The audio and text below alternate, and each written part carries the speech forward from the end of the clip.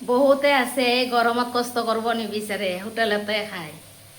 আজিকালি ঘৰতে পায় নহয়, ফোন এটা কৰিলে ঘৰতে লৈ আহে, টাইমে টাইমে দি যাব, যি লাগে চব দি যাব। বহুতে এনেকুৱা ভাবে গৰমতনো কোনে বনাব, অৰ্ডাৰ কৰিলেই পায়।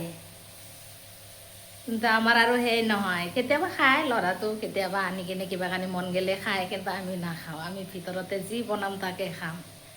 বনাই আছোঁ, আজি কি বনাই আছোঁ, আজি কচুৰ লতি বনাই আছোঁ। দালি, কচুৰ লতি আৰু গাজৰ, আলু, বিট ভাজি। আজি আছোঁ আপোনালোকক।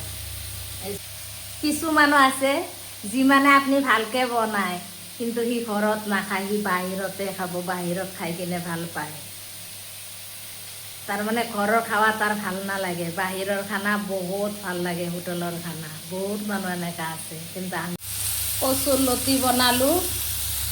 এইফালে ইয়াতে আছে জ্বলা, আদা, ৰহুন, পিঁয়াজ, ৰঙা তেলত ভাজি ল'ম।